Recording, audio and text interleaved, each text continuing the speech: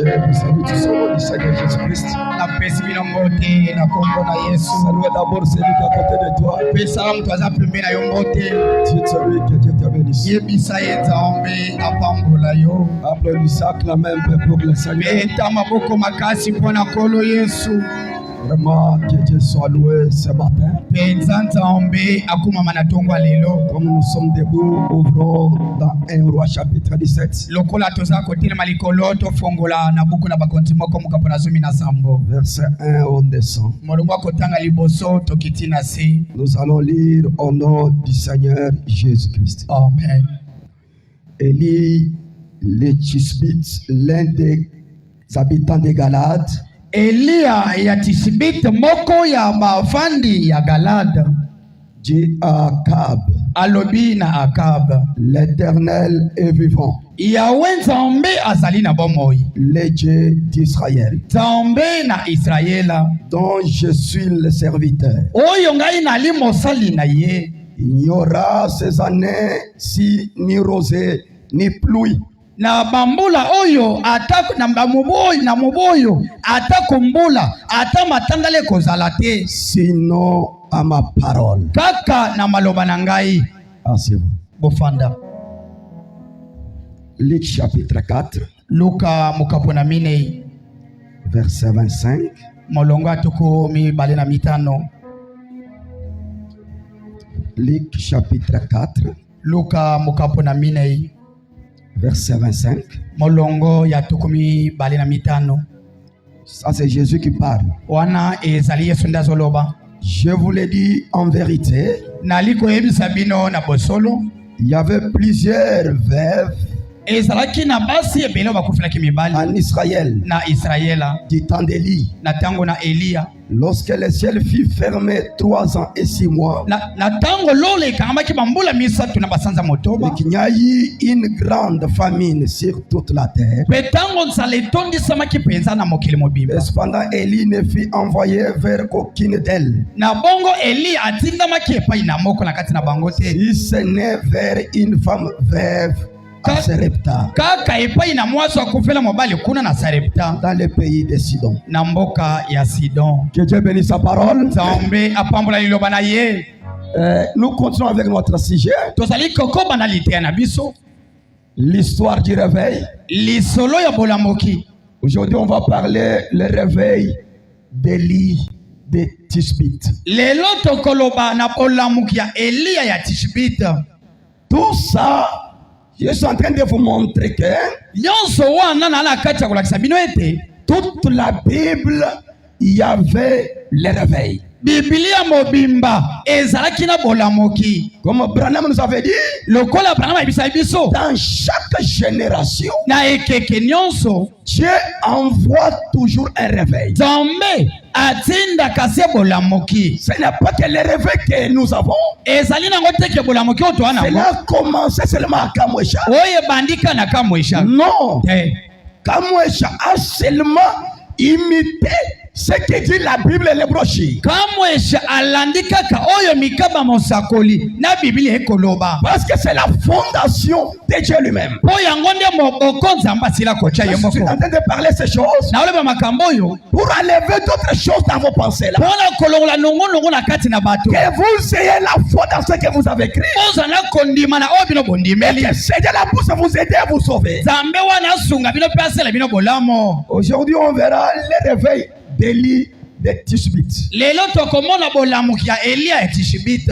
Vraiment, c'est un homme-là qui n'est pas bien identifié dans la Bible. Ali moto oyo asosolisami malamu te na Biblia. Mais la Bible nous dit, Kasi Biblia elobi pour bien commencer, son nom-là identifie déjà sa mission. mpona koloba malamu kombo na ye ekolakisa mosala na ye. Élie, c'est un mot hébreu Elia ezali kombo ya bato na ebele. qui veut dire Eliaou.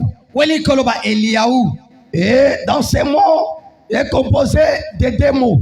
Pe na kati ya kombo wana esangani na bakombo mibale. Il y a El, Ezali na El. ce qui veut dire Dieu. Weli koloba Nzambe. Yahou, Yahu. ce qui veut dire l'éternel. Weli koloba Yaseko. C'est-à-dire Dieu est l'éternel est mon Dieu. libete yawe ali nzambe na ngai Ou Dieu est l'éternel. to ya nzambe azali ya seko to C'est nzambe ça azali le mot Élie à signification. yango na ndimbo la kombo Eliya Souvent dans la Bible, mingi na Biblia les noms qui sont là-bas bakombo ezali kuna ont des significations. ezala bandimbolo nango On ne donnait pas les noms n'importe quel nom. babande pesa kombo pamba te On donnait les noms qui parlaient de quelque chose. babande pesa kombo ekoloba na likambo Mon frère Branham dit, yonde ekobana lebi attention avec les noms que vous donnez à vos enfants. kebana bakombo bokopesa Parce bana que chaque nom pete kombo a nyonso l'influence. ali na ndimbolo te memaka Vous makambo donnez le nom à un enfant, souris. opesi mwana kombo ete puku Il sera comme souris. akozala lokola puku Parce qu'au fur et à mesure mpo na ntango que les gens lui appellent souris, bato babenge puku souris, puku on verra l'identification okomona bizaleli des souris dans la personne. ya puku na kati ya moto Faites attention. sala keba Quand vous donnez les noms à quelqu'un, ntango opesa moto kombo un soulard, o molangwi un adultère qui est vétéré. o moiye kombo moko akenda Quand sango vous donnez votre nom à cet homme, ntango opesa kombo na moto cette vie-là kombo ya moto wana finira entrer dans l'enfant. ekolanda mwana wana Vous êtes avec moi? kozokanga malamu Vous ne savez pas de choses d'où ça vient. boyebi te makambo so esika ezowuta Je ne peux pas faire des choses par des plaisanteries, non. nakosala makambo mpo na maseki te Oh, machimabi. o makila mabe Oh, c'est quel nom? wana kombo na ekopesa mwana Non, moi je peux accepter ça. ngai nakondima yango te Vérifiez votre nom à la provenance. tala kombo nango wana eza na ndimbola ni kombo na yo Votre nom là. kombo na yo wana Peut-être c'est la provenance des titres que vous souffrez là. ekozala yango na ememelo bilakeli mabe ozondokwama Makila mabe. o makila mabe les sang mauvais Ça c'est quel nom?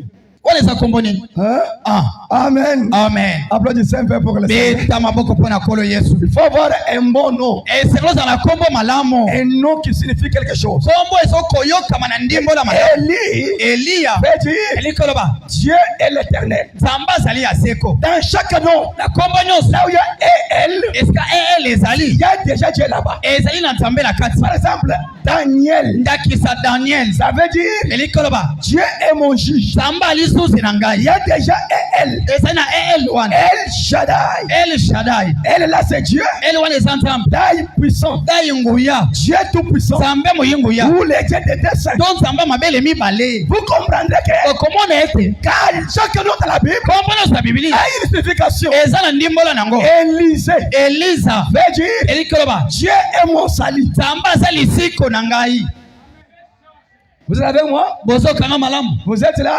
bozoyoka Voilà un peu ce qui dit ce nom-là. tala mpenza ndimbola kombo wana Mais son origine, kasi esika wuti la Bible nous dit, biblia elobi il était un homme de Galade. azalaki moto ya mboka galade Et Galade, mpe galade c'est toute une région. ezali mpenza engumba mobimba Dans la région, il y a plusieurs villes et villages. na engumba wana mpenza ezali na bituka ebele Il y avait un village ezali na etuka appelé Tisbé. oyo ebengamaki tispe C'est là où il est venu. nde esika wuti On l'appelle yango babenga ye Élie de Tisbé.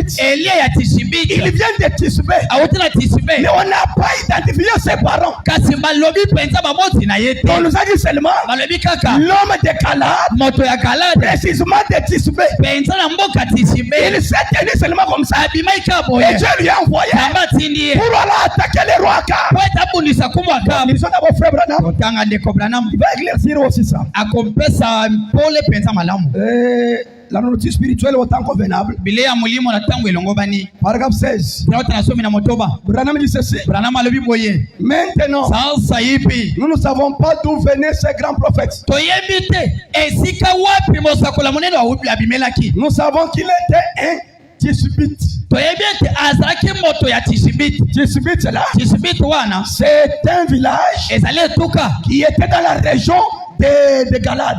oyo ezalaki na kati na engumba galade Mais comment il vint? kasi ndenge na ye Nous savons peu de choses au sujet de ces prophètes. toyebi makambo moke na ntina na ye Nous ne savons pas d'où il viennent. toyebi te esika nini abimelaki Très rarement, mpenza pambapamba comme tel, lokola je n'en connais aucun qui soit sorti d'une église ou qu'il y ait une quelconque généalogie derrière lui. Na yebite ata moto moko na ekeleza moko songolo pakala. Oya za kuna yebite wana za kande kwa Elia. C'était tout simplement des hommes ordinaires. Ezaika bato ndenge kaka momesano. Intrépides. Bato moko penza ya malamo. Et souvent sans instruction. Mingi penza batanga mingi te. Ils n'ont pas écrit eux-mêmes.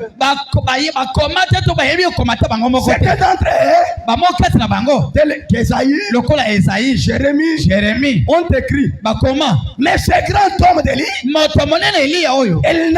jamais rien écrit. Beaucoup d'entre eux n'ont pas écrit. Peut-être qu'ils ne savaient pas écrire. Mais ils étaient des hommes rudes. Il n'y a personne dans la Bible qui soit comparable à ces anciens prophètes. Ils ont défié des royaumes, des rois, des peuples, des églises et toute autre chose. Comme la Bible nous a dit. Et regardez maintenant. Mais cet homme a mené aussi un grand réveil. Parce que le réveil, c'est Dieu qui est agent puissant. Maintenant regardez. Dans ce temps-là, dont j'ai envoyé Élie, c'était Akab qui était le roi. Son père Omri, il était avant lui. Il avait déjà dérangé la parole. Il a rejeté les dieux d'Israël. Après sa mort, son fils Akab a récupéré le pouvoir. Au lieu que son fils a ramené Dieu en Israël, il a débordé plus que son père. Jusqu'à aller se marier à Jézabel, qui était la fille du roi de Sidon. Et pourtant Sidon, c'était les ennemis d'Israël. Et Dieu cherchait tous les gens. Et Dieu chassait tous les temps. Mais regardez ce roi-là, il avait mal compris Dieu. Il est allé épouser une fille, Jézabel, la fille du roi de Sidon. Là où on adorait les dieux Baal, les dieux d'Astarté. Quand il a amené cette femme en Israël, et la femme lui a introduit dans l'idolâtrie jusqu'à construire même les temples de Baal en Samarie, les temples d'Astarté en Samarie. Mais pourtant Israël, les peuples de promesses, les peuples de Dieu. Mais cet homme roi a dirigé l'Israël dans l'idolâtrie. Vous savez, les dieux de Baal, les dieux Baal, quel était son travail? Son travail, il donnait la pluie pour nourrir la terre. Deuxième chose, c'est même Dieu-là donner la fertilité à la terre. Les rois fait ça pour avoir la pluie tout le temps et pour avoir la fertilité de la terre. C'est pourquoi il a appelé ce Dieu-là. Et le deuxième Dieu-là, les dieux Astarté, lui il était là. C'est une déesse.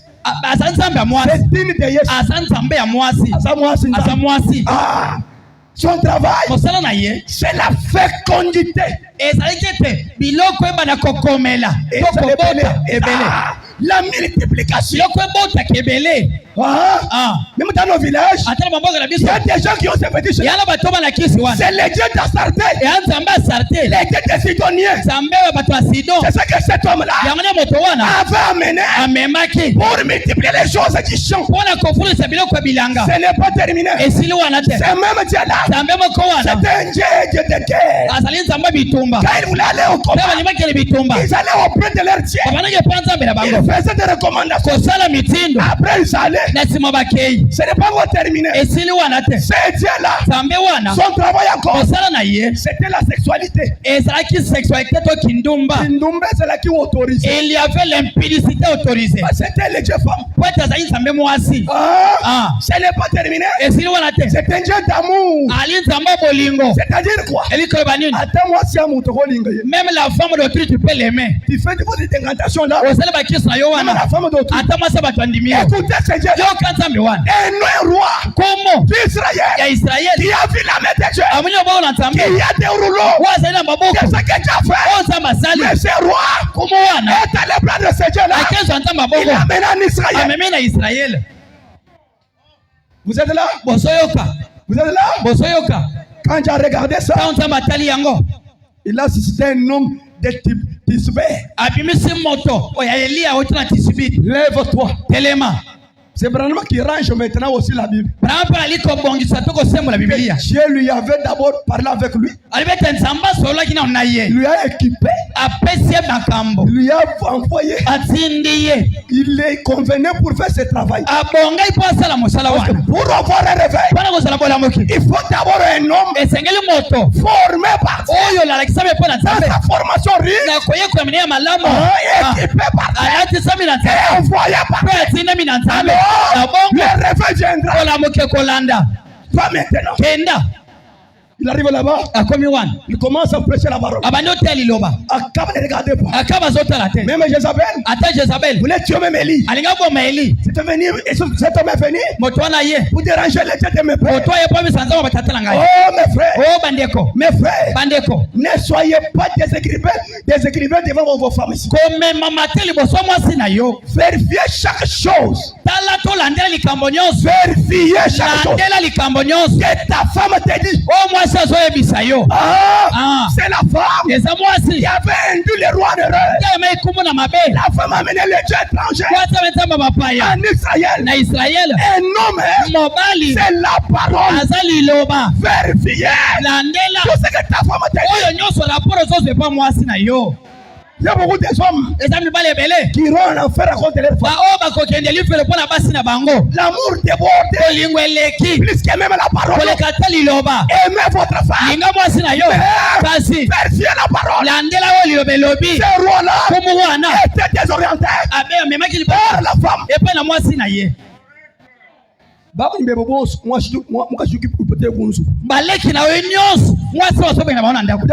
Je suis qui la parole.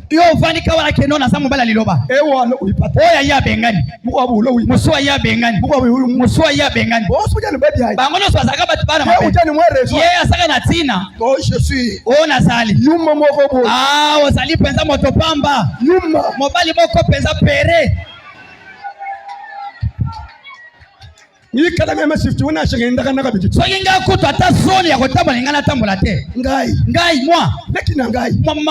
frère, même s'il a des erreurs, assis-toi là-bas. Voilà la parole. Voilà la parole.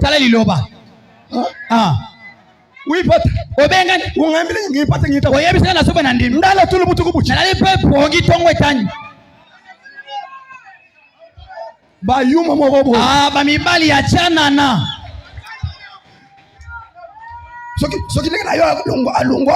si ton frère ne quitte pas ma maison, moi je vais partir.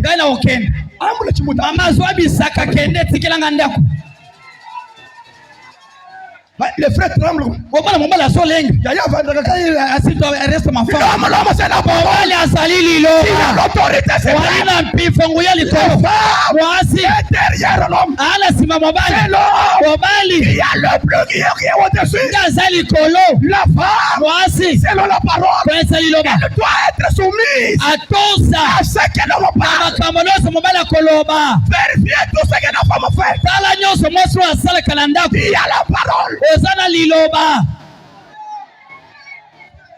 Bayuma bamibali peza ya chanana oso trembler devant les femmes oso lenga liboso mwasi na yo la femme conduit la maison watazo kambelo ndako même ton père arrive à la maison ata papa na komi na ndako la femme commence à jouer avec ton père wazo banosa na papa bio oso lenga la mwasi osali tidingi dinga mobali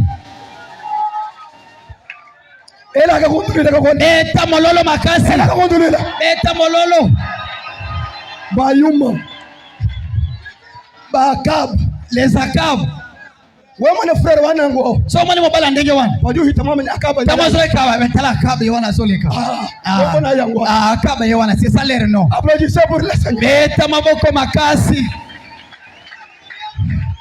Alléluia. Amen. Mais regardez. Botala. Élie est venu là-bas. Élie a yewan. Il a commencé à prêcher. Abandote. Quand il dit tu veux jouer. La femme commence à faire la portée même pour tuer. Moi ça bandi ko sala makita po aboma Élie. Un commissionnaire s'est tenu là-bas. Motinda minanzamba telemi. Dieu m'a envoyé pour un réveil. Comment je peux rester comme ça? Il a regardé les rois en face. Roi Akab. Tu saurais qu'en Israël il y a un Dieu. Il n'y aura ni la pluie ni la rose. Pendant 3 ans et demi. Pourquoi il a dit seulement la pluie? Parce que le roi avait un Dieu qui donnait la pluie et la fertilité. Maintenant, j'avais inspiré pour montrer au roi que ton Dieu là est en dessous. C'est notre Jéhovah. Il peut arrêter la pluie et votre balle là va manquer quoi faire. Laisse-moi te dire, nous avons été qui est au-dessus. Quel que soit le fétiche, même la sorcellerie, c'est mortel. Nous avons été qui est au-dessus. Il peut prendre ta place. C'est dangereux. Sinon,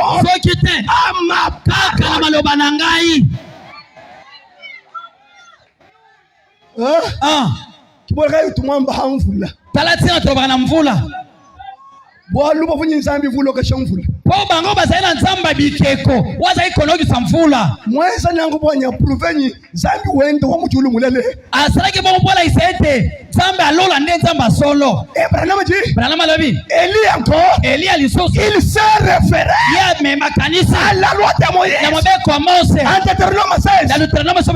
Écoutez mes frères, yo kabandeko vous êtes là, kozaliwana ko je me sens religieux na obyo kama sambeli en Deutéronome 16 na Deutéronome 16 11 16 plutôt somela moko somela motoba Deutéronome chakuna 11 16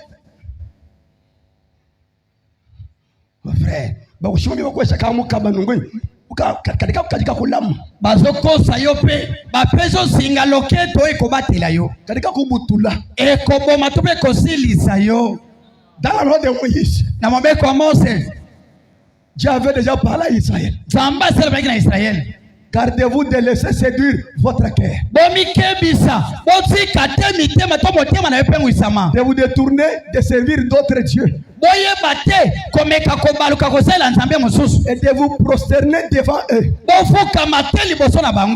La colère de l'Éternel s'enflammerait.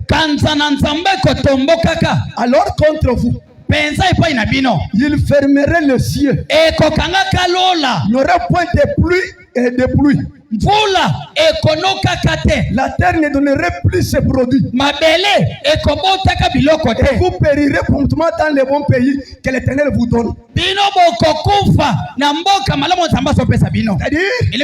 dans la loi, il y avait déjà une loi. Quand vous entrez dans les pays, des promesses. Même si vous êtes dans le réveil, dans les promesses, mais gardez la parole. Les jours, vous allez adorer notre Dieu. Moi, l'Éternel, je vais arrêter la pluie. La terre ne produira rien. Et pourtant, c'est ce que les dieux de Baal donnaient à ces gens-là. Mais Élie, malgré le Seigneur, malgré sa parole, il s'est référé à la parole de l'Éternel. Un vrai ministre, malgré cette déclaration, doit se retrouver dans la parole pour que Dieu puisse accomplir. Alléluia. Amen. Alléluia. Amen. Alléluia. Amen. 3 ans. 1 mois. On appelait le Dieu Baal. Sans succès. Et l'autre côté. 2 mois. Sans succès. Et l'autre côté. Une année. Bal vie où? Balo za wapi solo bate. Likolo ya ngwana. Mais le ciel est là. Mbule kwe. Que la pluie tombe. Ne blague pas avec Dieu. Ah. Mes frères et sœurs. Vous ne connaissez pas le Dieu que vous adorez. Et vous ne vous connaissez même pas vous.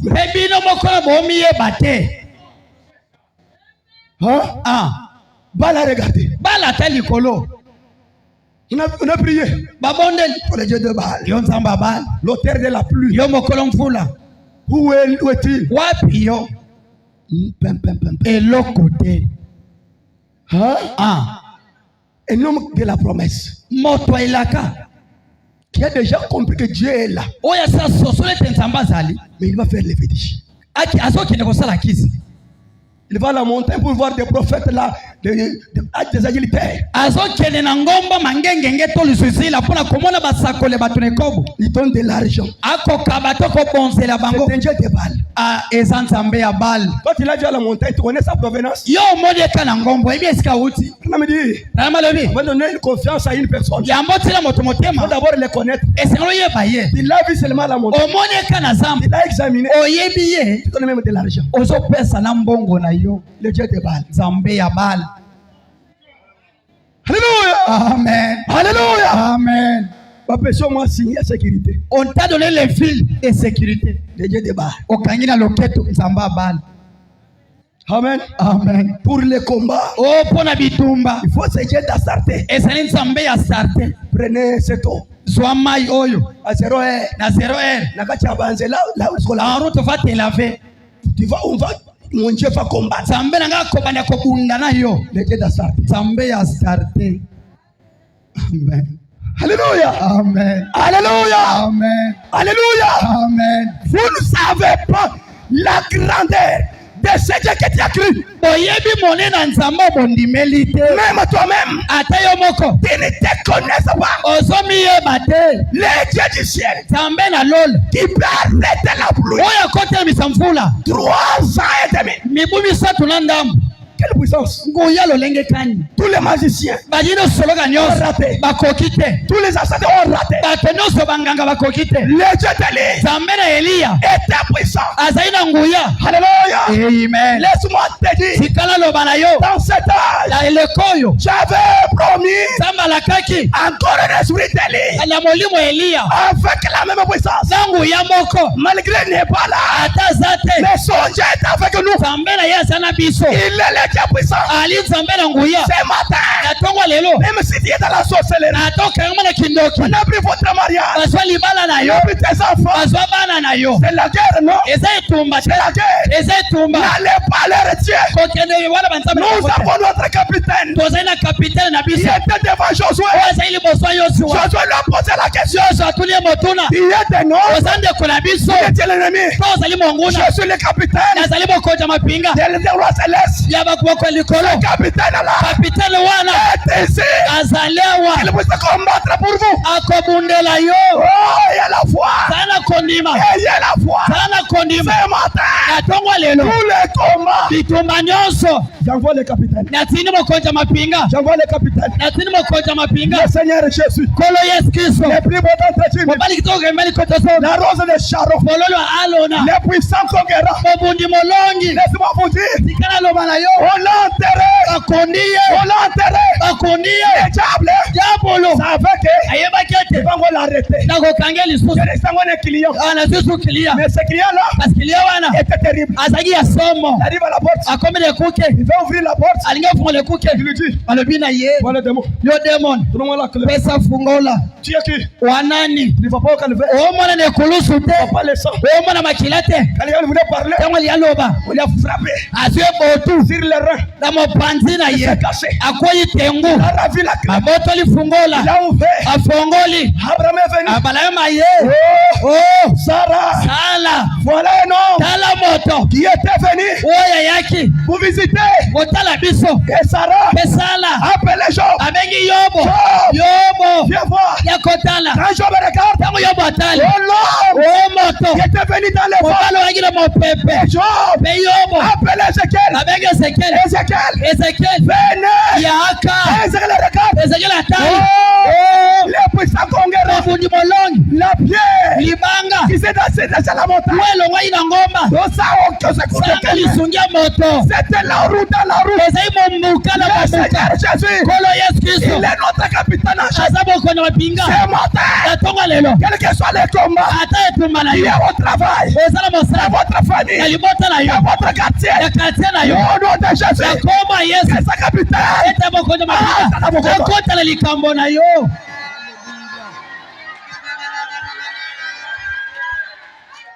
Kishingu nyindu suika muji ndemo wa mvita. Ndesinga loketo nazo kangabino pona kisi. Yesu wetu abibamu. Yesu nabiso mapipi. Bukola bujaja buko. Makasi wekomela makasi bosusu. Buja bal. Yazali komela bal. Buja starte. Amela starte. Buja dakona. Amela dakona dragon. Wani bukola kai. Uyo sala makasi nini? Wani bukola onda kashi. Wezo landa yo. Wani bukusuika. We kangiyo. Njintu makolonel. Datini kolonel. L'étoile 5 étoiles. Makonja mitoto mita. Le Seigneur Jésus. Kolo Yesu Kristo. Il a les commandements. Azaina mitindo. Alléluia. Amen. Acclamez un peu pour le Seigneur. Tela Yesu maboko makasi. Bon, voilà, je vais prêcher. C'est vous d'abord, je prêche. Oh, c'était terrible. Lisons un peu frère. Quel réveil. Les gens commençaient à pleurer. Comment ils allaient s'aimer? L'eau terminée. Même la rosée. On ne se lavait pas. 3 ans et demi. On ne se lavait pas. Les gens avaient quelle couche de salité? Quelle couche volume? On a une nzambi yo. Konga bakwebeshi. Alléluia. Amen. Bless the word. Papa nangai. On a une nzambi yo. Jamais. L'omnipotent. Moyengo ya. Omniscient. Modi sala kabisika nyos. Zambi wa makanda. Zamba makasi. Akaba mwele mwaji. Akaba lela. Ngwachi na ye ngebela profeta. Abete bolu kinanga mosakoli wana. Mukebai. Bolu kaye. Alléluia. Amen. Et dans ce temps-là, pela tango wana. Dieu a frayé un chemin pour lui. Zamba sala kinzela magopo na ye. On va arriver là-bas. Tokokoma kuna. Ils ont d'abord frère Branham. Totanga ndeko Branham. Ce même sermon là. Itea moko wana. Paragraphe 23 24. Écoutez ce qu'a dit William Branham. Tokomo sakola lobi. Alléluia. Amen. Écoutez la prière de frère Branham. Yokalo samwa ndeko Branham. Dieu. Zambe. Donne-nous de tels hommes. Pesa biso bato alolenge oyo.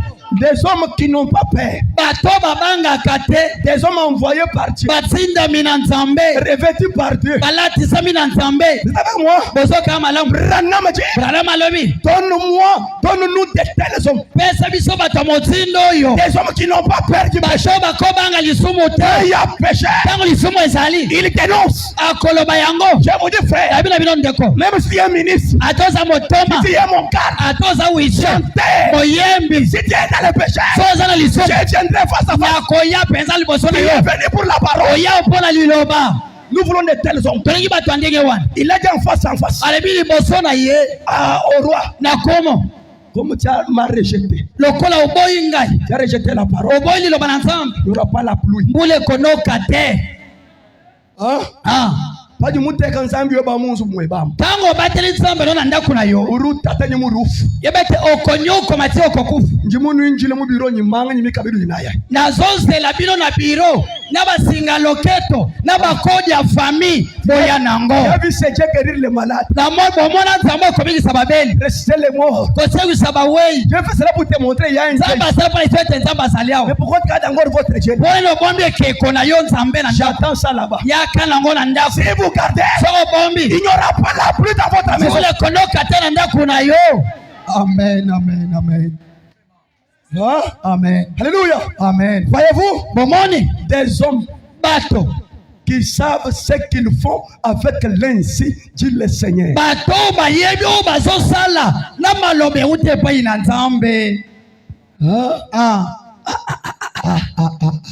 Vous savez que moi je suis la promesse, dit le Seigneur. Vous savez ça? Je suis est-ce que vous savez ça? Et si vous savez ça, que faites-vous?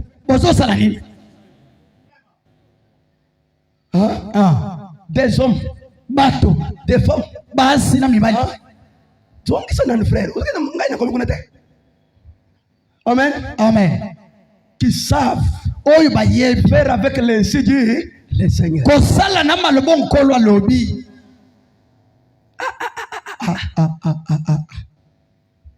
C'est moi l'Éternel. Ngai ya seko. Mon serviteur. Mosali na ngai. Je te vois à Kinshasa. Na mwana wa kisasa. J'ai mes enfants. Naza na bana na ngakuna. Ils pleurent. Bazolela. Prenez les enfants. Zwa bana. Prenez l'argent. Zwa mbongo. Prenez le parcelle. Zwa mapango. Prenez la guérison. Zwa lobiko. Vous êtes avec moi? Bozoyoka. Revêtez-le de toutes les armes. La tisena bibondeli nyonso. De manière que même un sorcier ne peut pas faire quelque chose devant lui. Nolonge tatandoki. Atanganga sali kamteli boso na ye. Va maintenant. Kenda sikoyo. Je suis un ainsi dit le Seigneur. Na sali maloba nkolo alobi. Ainsi dit le Seigneur. Oyo kolo alobi. C'est Dieu lui-même. Eza nzambe ye moko. Si vous voulez voir Dieu, So lingo mona nzambe. son ainsi dit le Seigneur est ici.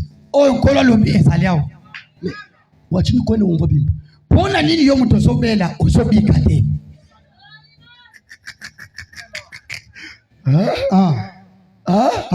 Wachini bwalo babakimbushe bushika. Pona nini likambo na yo ezozo yano te. Kwenda mumanye mushindu wakwata mutu mwenye ainsi dit le Seigneur to. Oyebi ndete lolenga kosala musala na mambi kolo alobi. Njubu akwenda nende. Na kotambola na ye. Kalika mumanye mushindu wakwata mutu mwenye ainsi dit le Seigneur to. Kasi akoyeba to ayebi lolenga kosimba kosala musala wa nkolo alobi te. Njubu akulele nende bana. Na kobota ne bana. Kalika mumanye ainsi dit le Seigneur. Kasi akoyeba te lolenga kosala na wa nkolo alobi. Alléluia. Amen. Alléluia. Amen. Les hommes qui savent Bato ba yebi ce qu'ils font avec l'ainsi dit le Seigneur. oyo bazosala na makambo kolo alobi. Un homme envoyé de Dieu. Motina mina nzambe. Sa parole, Liloba na ye. c'est la parole de Dieu. Eza iloba na nzambe. Ses pieds, Makolo na ye. c'est le pied de Dieu. Eza ya nzambe. Sa tête, Motu na ye. c'est la tête de Dieu. Eza motu na Où nzambe. est Dieu maintenant? Wapi nzambe sikoyo?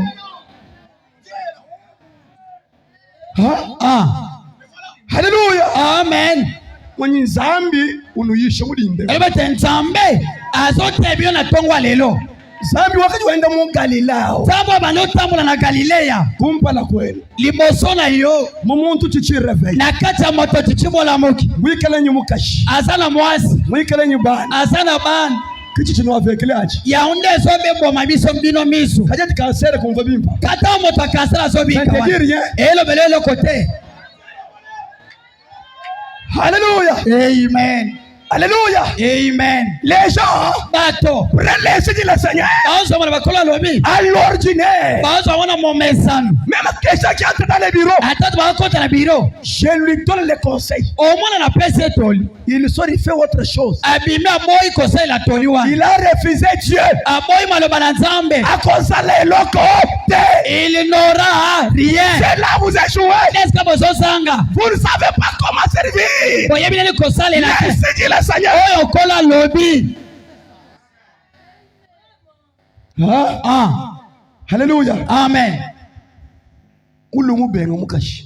Mobali aboyi mwasi Ufundana kupara kenyu famille. bake kofunda na parke na bandeko na libota Nipata mukashi. abengani mwasi Kashulo kuneko. mwasi ayihawo Shalo selemu kwa. abale mwasi mosusu Selemu isa. abale mwasi misato Hadi ubwela hapa. kasi ayihawo Zambi mwambilene. nzambe alibina ete Wewe. yo Njengora sikuti bakachi. nazozongisolo libala na yo Omanye nyimeme mfu. boyebeke ngai nde naza na yo Ubwele mu biro. akoti biro Mwambilene. nalobi na ye Bakaji nzambi mwakuda. ntango nzambe asi alobi Kati tuko jumuna tu. tobongola te Lekele mujibiamu. sika ndenge nzambe alobi Kimute mwanyeto. ata toli te Zambi wetu amakandeo. nzambe na biso anguya Wele trouble mumulumu. atie mutu na kati ya mobali Uipata wakumbala. abengani mwasi ya liboso Uipata mwibi. abengani mwasi ya mibale mwambile mjeni alukile kuweba abia zongela mwasi na yo kamusengelele akoma bondela ye cheni ndoka bejito na oyali sote ya yewabana lo ayo bebe nanga yaka kabulu takari jishim yabula baby sa kosa kingai voilà legendele tala nzamba Elia hallelujah amen c'est la ici tembe wana salia c'était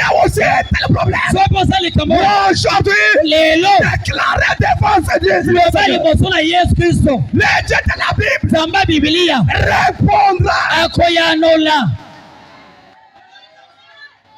umwana bomulundo wenu amona nga amona kwa muninga na ye meka la nsijile Seigneur kasi nzoka nde maloba nkola lobi tijengu kana mutu fikile nsijile Seigneur chinshi osomona moto azokangela oyo kola lobi kanda na mutu tushipanga ye tala ngo somi boma yongoko ofikile nzambe chinshi zambe ozosilikela ye katakila kilu tatu lubwele mwe réveil ndolo abo ndemi kakatalo yesoza na kacha bolamoki walukana mwe mushindo kwanga tensijile Seigneur bimbo oyebilo lengi kanya konfanda tena maloba nkola lobi na shuwe mwine nsijile Seigneur atayo pe kola lobi wana the fois ududu homoyi tango bosomi bosanaka mais Elia se connaissait bien amiyebaki malamu il savait que ayebaki Jésus l'insijile Seigneur nali onkola lobi je l'insijile Seigneur nana onkola lobi alléluia amen alléluia amen il a dit alebi comment tu as joué avec ce Dieu lokolo sakaina il nganza n'y aura pas la pluie fule konoka te même la rosée ata komatanda la pamba sinon kaka à ma parole na liloba na ngai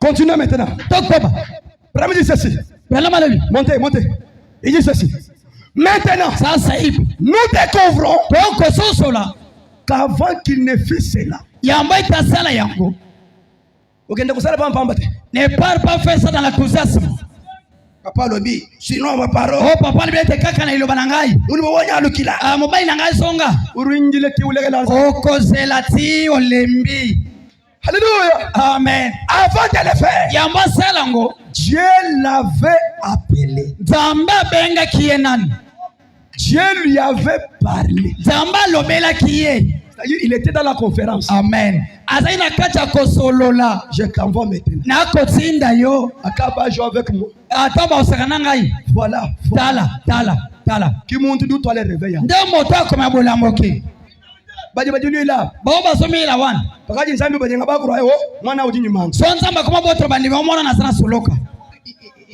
5 channel mbula mitano kaka mwana ujinyi bwanga mwana na sana soloka penzi panji ni shapa chene mbala brana moto tauna zote yao na utanga brana moto njumama kama eshaji na libete kama shalubi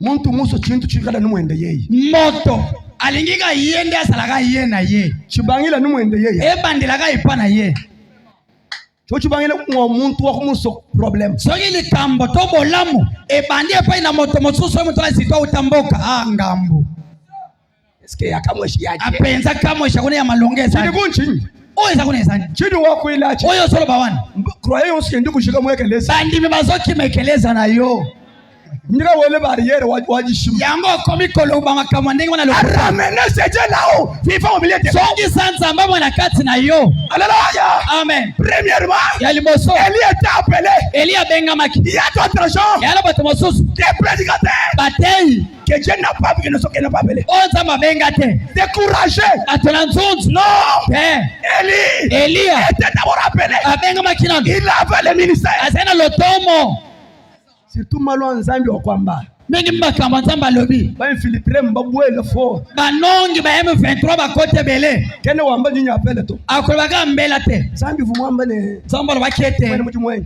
naza mwana mosali na ye ngambile unyinyi apela loba ozali na mbela to lotomo to te oyo mbosali na lotomo nzambi wako myabe ya bunyi o nzambe alibimisa ebele message yo kaka sango momu na malamu mwene unyinyi apela yo mokona ogo yo kambela nzambe kati na yo to ndenge nini hallelujah Amen. C'est là où il y a les cas aujourd'hui. Dieu m'a dit.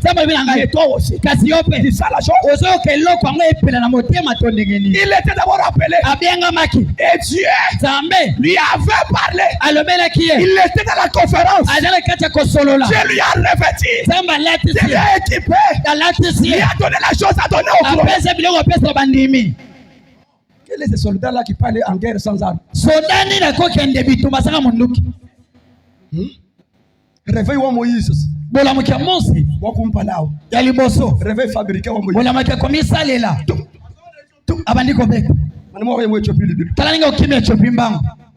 Moïse fabriqué. Il n'avait pas respecté le temps. Il n'était pas revêtu. C'est vraiment la commission. La commission. Faites attention. Fermez d'abord vos bouches. Bino baminisanga mufanda kimya. Wanju kuyisha untushame. Teyanga au teyana longana ndimayo. Muko walwa ni connaissance, ya devini connaissance. Mosos akoza lazana azote apo atanga kaminga sana lotomote. Asomba nyika lo lamena sheke. Avanda nano aba nataka battle etonga. Ujinya appel. Oyo haina ministère. Kudu bwa ko yakenzo bwa. Oyo ndia ko kenepe asali makambo. Est-ce que vous m'aimez? Bolingai. Applaudissez un peu pour le Seigneur. Applaudissez un peu pour le Seigneur.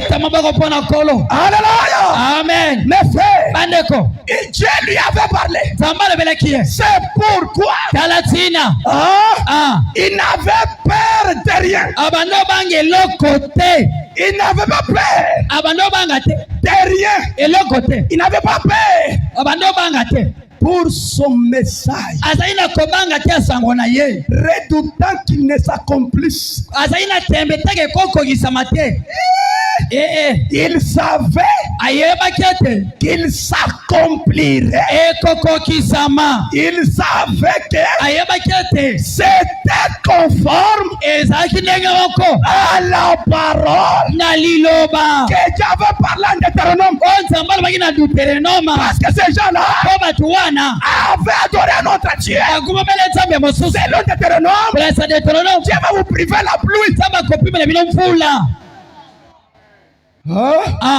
Alléluia. Amen. Et il savait qui il était. Muntu jimanya mujinde. Moto miyeba oyo zaina tongwa lelo. Uji chrétien. Osamo Kristo. Tu as l'autorité. Ozalina bifwa liloba. Il se connaissait. Amiyebaka. Moi ce matin je me connais. Je suis chrétien. Je suis commissionné. Toi aussi. Il faut te reconnaître. C'est là où vous échouez. Si tu as la divinité, le Saint-Esprit, tu n'es pas un homme ordinaire. Tu n'es pas une femme ordinaire. Il y a au-dessus. Ce matin, tu peux réclamer la chose. Parce que Jésus a dit à Pierre, tout ce que vous allez lier sur la terre sera lié au ciel. C'est-à-dire, nous nous lions la terre sur la terre. Parce que nous sommes la partie de Dieu. Lui au ciel, Dieu dit Amen. Tout ce qui vous allez lier sur la terre sera lié au ciel. Mais les gens s'oublient. Alléluia. Amen. Alléluia. Amen. Tout ce que vous allez lier sur la terre sera lié au ciel. Si vous allez délier sur la terre sera délié au ciel. Ce matin, moi je me reconnais. Si tu es délié quelque part, dans ta postérité, dans ta famille, dans tes projets, je déclare en tant que commissionnaire, je te délie au nom de Jésus. Oui, toi aussi, croyez. Ujinu tata bienu chana. Bosonyo kwa mapambo. Bolo nunshim. Bobo zoko sangamingi. Nui beji bajanza. Bozo yiba moko na somi anzambe. Nunshani. Bozo tonga ngai. Nokli bibo bolo muka shani. Bozo tonga mama passer mabe. Kibolo kanu jube shwe. Ndeti na bozo longa te bozo mona bolamo te. Tangila. Tala. Na shwe mulongo lolo. Atayo bongisi. Conséquence toi ni shali longa kajo. Lokola oso tonga ki ofinga ki okozwa lifuti. Je vous dis vrai. Nabila yosolo. Na shwe mulongo lolo. Ato bongisi. Zambi doit créer. Zamba kondim. Kali conséquence. Yeba ke lifuti ekozala. Je vais vous prêcher ça. Na kota bino yango. Un certain jour. Mokolo mosusu. Ah. Oui, il y a des conséquences. Et ça il a bambano. Tu as pardonné Adam. Zamba libisa Adam. Mais il lui a dit. Alobina ye. Ne pas retourner là-bas. Okozonga isuna ilangane de la terre. Il fait d'autres choses. Apimele kebilo mususu. Tu as pardonné David. Zamba libisa David. Il avait pris la femme d'Uri. Wa bimala mwasa Uri. Il lui a pardonné. Alimbisiye. Mais il dit. La confusion va entrer dans votre maison. Mbotu mutu ekota ndaku nayo. Bana yibana bakabanga ta. Bana na bana bakoma olingana. Bitu ngumva. Bozo yo kushipa kuji mwana mwina. Abomi mwana ngo. Il y avait des désordres. Ezana mobulu. Malgré ba mufile lusi. Ataba limbisa ke. Conséquence ijiku. Mbano ezali. Penel. Ngazi kwenda kana mwabe. Natambula nani? Panyi mpita. Taona soleka. Uri nyibwa lukai. Obsali kambolini. Uri munja nani? Otonga kingai. Vumweze renyo nyumuga jebani. Okoterenga makitala mwasi nayo. Ndogole bibi wanu bwanya. Otonga ibulenge mabe. Meme nje sijile senga. Ngala sama mokolo la bi. Ujo rate mushunga. Oyo so sama kamndenge nini? Sero wazali. Ndeko ngai. Est-ce que tu tombes ngor la folie? Ozo bela lisusu. Tu es d'abord debout. Tellement likolo. Mais vous dites c'est quoi? Okolbe tesani. Ce qu'a beau il faut folie côté. Quand elle met au monde, elle tombe la folie. Mais je lui ai dit, j'amenais le Dieu véritable. Le Dieu d'Élie. Zambe asomo. Nyeyeo. Zambe Elia yeyo. Nyeyeo. Yeyo. Vous parlez bouchik. Liboma bazali za utukise kienda. Mwana kaji wenda. Mwana kobo tambolo. Ngombe ni nchinga. Okolbe tesani. Kene nani nyibwalu. Asalanga likambute. Quand elle arrive chez moi, soka kobe pana ngai le clé dans son langage. Asa sembo na maloba na ye. Kaji wewe. Ebongo yo. Uji na ngumu. Osa ndenge wana boy pona. Okutokoloka kuisu. Okutala ndenge okubuki na misi. Nyine tambola te. Meme njimugulile wewe. Ngala yela yo. Tuju nshani nanchi. Ozo tongela ngani. Tuju mpendele nchi. Ozo fingela ngani. Tala mwa kwanza kuisu. Tala misu ndo okubuki. Alléluia. Amen. Montu jimanya. Motomieba. Walimwana na nzambe. Nous avons l'autorité. Walina mpifa nikolo. Mariage. Libala. Bali mchibobyo. Libala na yo elenge mwasi eza na posha mokengeli. Comme tu m'agris sur votre passé. Lokola bien taza mokengeli na yo. Mariage est libala lo ezali awo. Kajipatunga yebu toko chini bolo bwa. Tango ozalaka yo moko. Olobaka nini mpona mokengeli? Mwe renyo tunwa ko chini bolo bwa. Na mayanga ito makita na baninga na bolobaka nini? Renyo ya butu kutu wenze chini. Na ba renyo na makita butu salaka nini? Pinje chilumu cha nzambe chilipe. Sikoyo likama nzambe za wapi? Somo pa beni. Wote opambwa mate. Kaji butu kutu kenze chini. Na butu salaka nini? Sinji mukumanyi. Na yebi yote. Amen. Alléluia. Amen. Alléluia.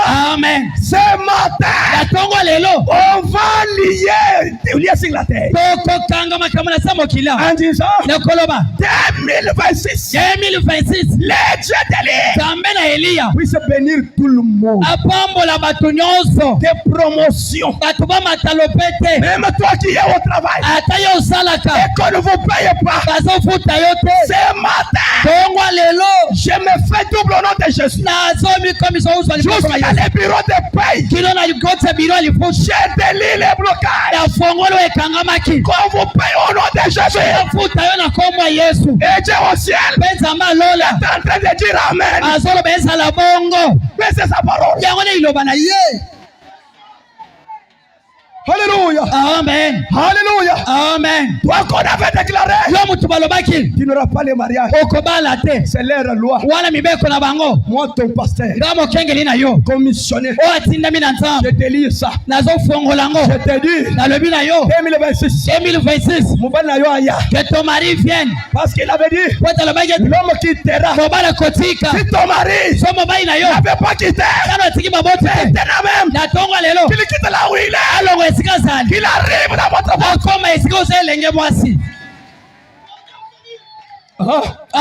Il t'a servi à côté de toi. Le bas ça permet nayo. Pourquoi tu as ça? C'est maintenant bon de loin. Bana bana baka munjil. Bana ngaba sala ntipa komi na nzela. Mulumu kaje mwishi. Mobile nanga sala nzela. Magazanya kaje mwishi. Magazana nanga sala nzela. Elevation kaje mwishi. Elevation nanga sala nzela. Kwechi bobo to. Kobanga te. Tout ce que vous allez lier sur la terre. Sabo ki sera lié au ciel. E kama bongo na lola. Je me connais. Na miyebi. Je ne suis pas venu de moi-même. Na yanga yumo kote. Leja de Branham. Sambela Branham. Leja de Kulman. Sambela Kulman. Leja de Baruti. Sambela Beka. Leja de Kanange. Sambela Kanange. Leja de Moïse Chibola. Sambela Chibola. Et Chinyama. Sambela Chinyama. Leja de mon pasteur qui Sambela Tatalanga Gista. Et ici. Azaliawa.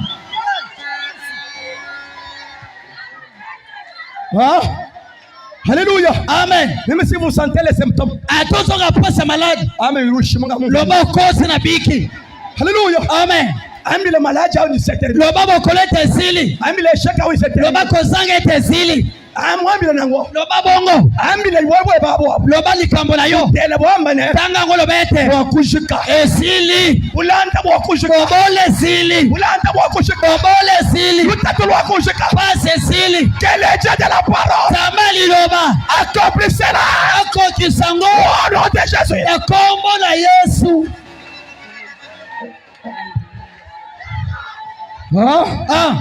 Alléluia. Amen. Alléluia. Amen. Asseyez-vous d'abord. Fananan. Je vais prêcher mes 20 minutes. Na utata 20 minutes. Mais regardez mes frères. Botala bandeko. Par conséquent, Nambano. que le roi ait voulu décapiter. Ete kuma zaina posa bakate mutu. Les jeter en prison. Babu akina boloko. Ou n'importe quoi qu'on ait voulu faire. Ete basele mabenyo sobali. Cela ne faisait aucune différence pour lui. Yango ebando bangi sayete.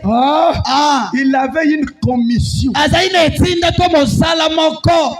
Il avait une commission. Muntu jinzambi utumaka tunyibo wato. Moto nzamba tinda kabanga kate. Nyinja bishi. Ona kolia ndege ni. Courageux. Moto na nsunsu fam. Tambela biso. Ata ni president wato. Swanga mokonja mboka. Gouvernement. Gouvernement. Akuto ngombe lishika. Katila na Belgique. Bajiba hata charge web. Kolia na yote na maboko na bango. Bajiba kusurveiller mo abao. Bakosinzira yo. Uji pays dans un pays. Ozamboka na kati ya mboka. Nzambi wa mchuti. Tambe na lona. Mu programme wende. Na manaka na ye. We mwikalamu. Yo sana kati. Ukutum. Atindi yo. Obandiko lengi. Verifie commission. Tala itinda wana. Kuliko mission niko bwe. Yana itinda mususu. Ekelezi upata bandi mwekelezi. Ezana ekeleza bakubenga na bandi melusamba. Bambeke yo. Upata bandi mwekelezi. Basobenga na bandi bakubandi mekelezia. Batene ekelezia. Faut qu'il ondole bimba. Esengeli yo mukolo commission olandela ngo malamu. Ujikebulule mwaba mukwabo. Oluka nanu confirmation bisika mususu. Kiyo bilu preseka. Ezate mbango osi sentir kila fwengi. Udulo muibi. Okokoma moyibi. Hallelujah. Amen. Kakilo meme nyifika mche sasa. Ngai na hiki sasa. Mpango shima ya kucha. Na sasa hivi fufua kolia. Frère wo. Ane papa na clé. Rwambi la moka sheni. Joko luto na serwe. Tellement mama alfo. Ne fon nzambe anubeleshana. Esenza pambo la bino. Na shibalo. Ataba lo kibini. Tanke meme njumu kindele. Boya mega na kindele. Tanke mwaje na tonga na sana kindele. Chakano akufaka ni bala bula buimpo mwanzambi yote. Boko kufa te. Zanga bomo na bula mwanzambi. Kajileke la balo tumana nanga wewe. Kasi tikandele lobi kuna mingi yo. Ita bushele oso. Ndimela nyoso wana. Uru mwambile ne. Aso bisete. Jimwana bantu banzambi. Na moni bato basaba tranzambi. Ikala uyipika shimoka baheshi. Lamba ka fukende ko pesa bango. Karichu kuwecho muti sanga shida bomto. Kasi nekeleza na bango na mona wote. Nunu mwazambi. Bozoga nzambe. Chimulu ilo munyi. Eyela kendenge. Première fois kumonana ne. Mbala libosomo na pasteur. Chimulu ilo munyi. Eyela kendenge. Nzambi. Ngaja nu 18h. Traba somba tangile kunjil. Naga 18h tofanika miso na balabala. Jeremia ni mutangile tu. Jeremia tala kuna sani zo ya teji tunge zo ya. Bana tumatani. Tala na tomate cho ebe tababa. Kamutenge babula kuluseka. Pa chele chamba bula kuna. Borezo. Malembe to mina ngokalate. Yeka imulo to tufutula. Tulala. Era bando ya ngote to so lala nzala. Kabidi uvenze mibale yetu ya hambelo kazaji. Abanda ko sala pemba buli villageois wana pe. We muje umo ulala wela. Olia buli mobimbo tondi kao lali. Zambe kwa kwesha makuta zamba pesa mbongo shimakinyi loka bide kuchitanda to bifufu ezo esiwekeleza te zambi wangisu ikalelu ewu zambe lekana zokanga lelo futa mwanebe futa mwana na yo mabuji bateke makuta esika babombi mbongo na ye mabuji bateke byoma byende esika babombi mosolo na ye onote Yesu ya kombo na Yesu jimbi nyenga ya botoli yango bakaji bamuseka elo bakomoseka ye zambi weba web zambe na yake wapi zambi wachibola zamba chibola mutu mukujisha moto alesa yo écoutez kanja kwa enom yoga tonsa mazina moto malgré la difficulté atapasi il allège une autre manière azolembisa lolenge mususu après des semaines na samposo mibale le papa de notre sœur qui est derrière papa ni biso sana simu mama lisi tellement mets-toi debout na historique bino bozaji na lisi toi l'église vous êtes là Yohana bakamwambia kujeo bakego hivi sasa pama balfo paseri tumulo ujinyi nzambi paseri wa Yohana ane lokwa nzambe anyanga tai papa nonenda maba boso na papa na binabo kene kuna wete courage azui makasi bambula papa kama kasokutu mikolo mino bunene ba memi papa makolo vimbi meme kimaboro ntumunango na lebi yanga makambo na lukaka yango wana Charlotte meme kimaboro ntumunango ya makambo na lukaka kintu fièvre to ezanzo tomoto te boro wanzambi onto pasinye wa kintu chense malaja moneno nzamba bigisi makambo sangwe tamboli fièvre c'est quoi monzo tomoto ezani papa ka welembisa maka sika ya welembisa ba papa lokole kontra na sapatu te balende bantekele kunyima ko kana baye batie na sima frappe ngambe muntu aweka na sambele na frappe be muntu wana kiti l'ange présent moi je la salia papa wewe mubi mpoto nyindekele bwambi ngubunye bibele kala kilo kasai papa soko bigite na tiki koteya na dazoki kasai sambili na bondeli uye kunzu asongi ndako tukuja kumpala mukula liboso juma ba bongo ne salifa ebandi papa umvo bimba kwa lebisa papa papa bika bando ta sapato ye uju wambane ya lobiete malgré que ben chitanda to ataba basala ekeleza te wakushala pasteur wanyu kubanga lelo atikali na akoi mokai na ngakubanda lelo ale jilolo jos pokwa nyonso ni mama wetu akufwe na mama na bango akufa sabe umbele sima bujimu samba pombe sikala zali bakabenza bula kabiti nyiko bakomi ko sala kolamba fumo susu tuchimbaka jeshi mabingyo to komi ufufu komi koyebele na simutu kato bilamba toka kwashi atala bilamba zakina oteme pona fufu bana koyebele bikele sambe nufuta esenza mafuta bino bikele mere mufa futa bade bashala bana soki mama kufa zama futa bana na benediction poli pamboli des parents peuvent tomber sur ya babote koko ela bana je voulais vous montrer quoi dana sebeloni quand Dieu vous envoie sonza matindio il frayera les témoins akofongola nzela mais beaucoup de commissions batina miebele des choses fabriquées ezali bekamba bazomi salela Alléluia amen Alléluia amen quand Élie a prononcé la parole alobi liloba il est allé au torrent de Kérit selon la conduite de l'esprit akaina torrent de Kérit kwa sababu kama mamolimo à la montagne na ngomba Dieu lui dit zamba lobi je vais ordonner le corbeau la kotinda eyanganga ils viendront avec la nourriture les matins et les soirs ndeke wana komanda kuena bile itongo eyina ngopi na pokwa les corbeaux ndeke yanganga qui doit commencer à mener les nourritures abando yela mutu bilei Élie n'avait pas posé la question Eli atuna ki motuna te un oiseau ndeke quand il part porter les nourritures olamba ndini na regardez pas etala kiete lui attendait seulement la viande ya zoza la musuni na lipa le isili il a créé l'impossible andima ki penta na isike komona na te ce que nous devrons faire c'est tout ça croire à l'impossible kondimela na pamba croire à l'impossible ese kondimela na pamba muli barana wambane kwa na masobete muli nzambi utulombo twenza malo makol lokola nzambe azotsinda biso tobikela tosala makambo oyo eza pasi mpona biso etu bietu biso mpe tumulomba ebintu binene tosenga ye mpe esika mayele na biso esuki ye abanda pesha ndeka pesanga mundu avion pesha machine pesanga mutuka pesha lupango munko pesanga lupango na gombe ils sont seulement la paix bato bazobanga ukulongwe masanje ulekele ye apekiso kindumbo tiki ulekele miniship apekiso jipa mokuso tiki ulekele mipano apekiso pantalo tiki c'est l'impossible eza pasi À votre tour aussi. C'est quoi pour la yope? Vous m'avez lequel il va. Le col ensemble trisanga pantalon. Osana tika kindumba. Yope. Pesanga mobile. Ujumwa nukala nyuma muhimu. O mobile wasana mwalimu santu. Ujumwa bosoyoka. Alléluia. Amen. Pesha magasin. Pesanga magasin. Bakutanga na kusutenira. Mbongo wala bana kosunga yo. Wajula mama magasin kuina shinya infra mu chibombi. Tango zo senga magasin ozata na infra na projet. C'est ça qu'Élie avait écrit. Yane Élie andimaki. Élie avait écrit. Élie andimaki. Que le corbeau ete yanganga va venir. Akoya. Chaque matin la Bible dit. Tongo Bible lobi. Dans son réveil là. Na bola mkiwana. Les oiseaux le matin. Ndeka swa na tongo. Avec la viande. Na musuni. Avec les pains. Na lip.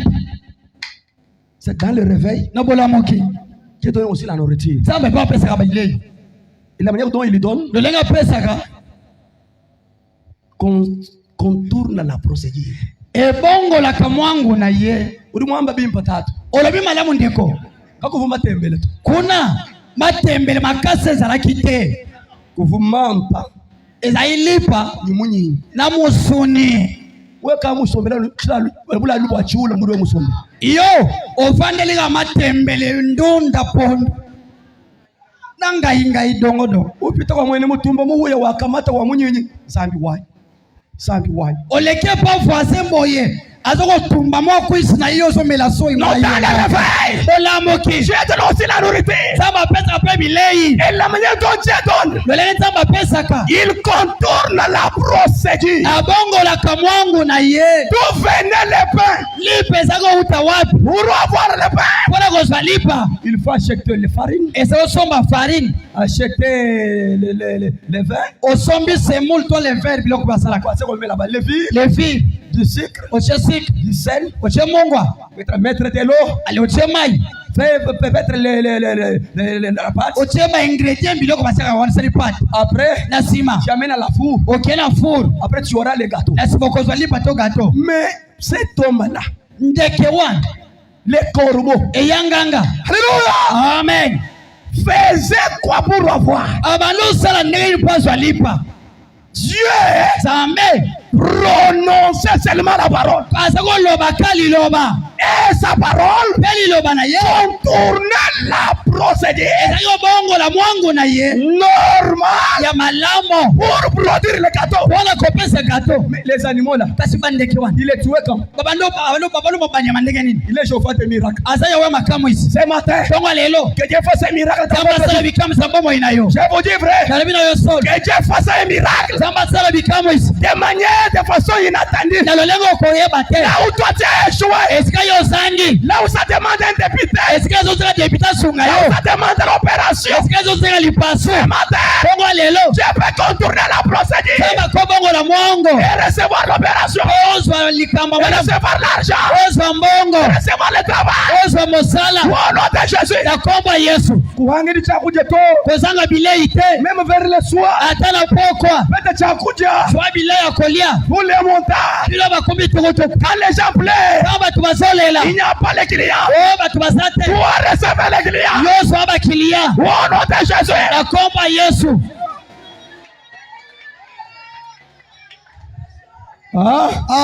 Je vais m'arrêter par là.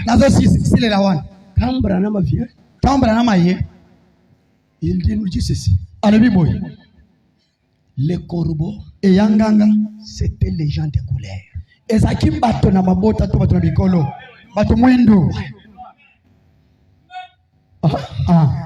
Ujuna mwa vimba bosoka ujuna mwa bosoka kibali ni manyina ndeska na zosi dise yoso numva vimba na ngete boyoka malamu la voix par pourvue par Dieu. C'est là où elengela mepe na Nzambe.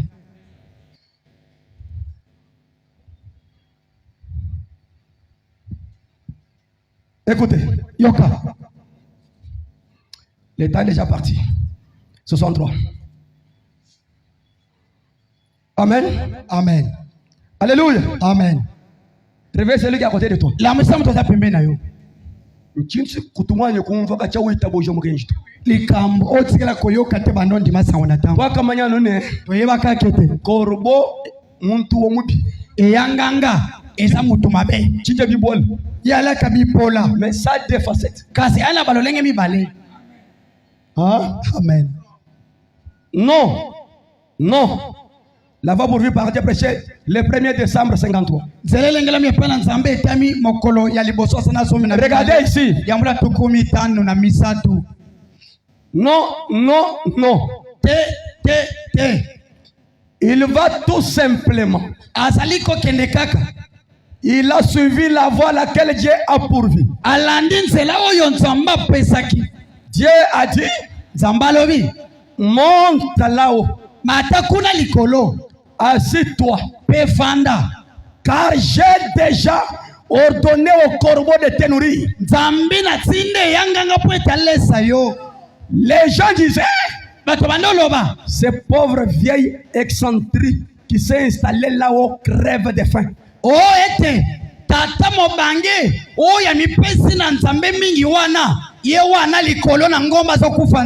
Eh bien, il allait mieux.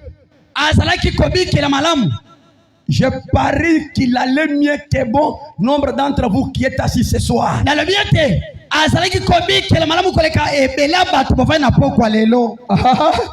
Alléluia. Amen. Il avait quelques serviteurs de couleur.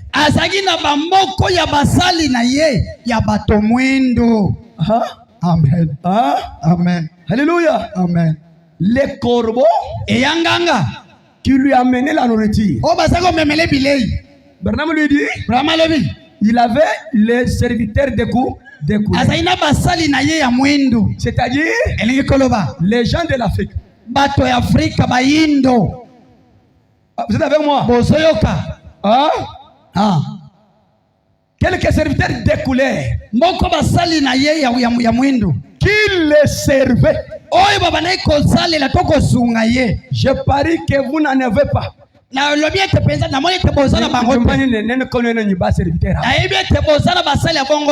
Oui, oui. Les corbeaux venaient le servir. Et c'est vrai. C'est juste. Solo. Il avait des porteurs de couleurs. Il avait des porteurs. Les corbeaux là, qui amenaient la nourriture. Les gens de l'Afrique. Banoir, c'est pas Afrique. C'est Branham. Alléluia. Amen. Il avait des porteurs de couleurs. Et la moitié d'entre vous n'en ont pas. Il passait par là les servir. Les corbeaux, c'était les serviteurs noirs qui venaient chaque matin, chaque soir, amener la nourriture.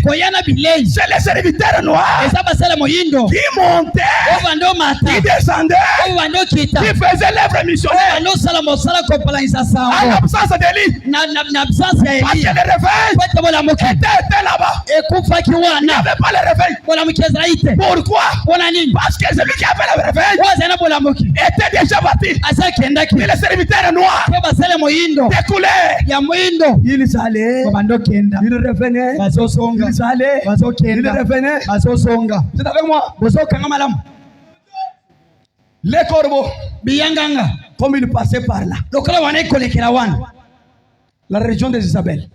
La religion de Jézabel. Religion de Jézabel. Paragraphe 94, 96. Vous êtes avec moi? Amen. Vous êtes prêts? Bobongami. Amen. Amen. Qu'arrive-t-il? Après cela, écoutez, après cette attaque, sa voix ne se fit plus entendre. Réveille quelqu'un plutôt.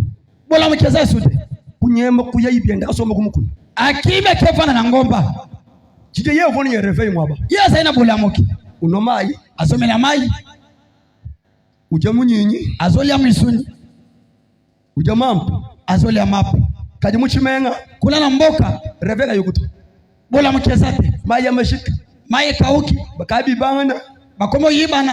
Réveille écoute. Bola mkeza isute. Ça entre là-bas. Bosoyoka. Bouger celui qui à côté de toi. Ningisa mtza pembena yo. Vous bougez. Ningisa ye. Mambi kula ajito. Loba kolala te. Nga nshikisha. Nazoka na komo silisi. Amen. Amen. Plus personne ne l'attendit. Moto ata moko te zai koyoka ye. Dieu les retira de la scène. Zamba longola kila kati na mosala. Et dit Élie, Elia, il a fini d'annoncer ton message. Osisi ko loba sango na yo. À tout Israël. Na Israël mobimba.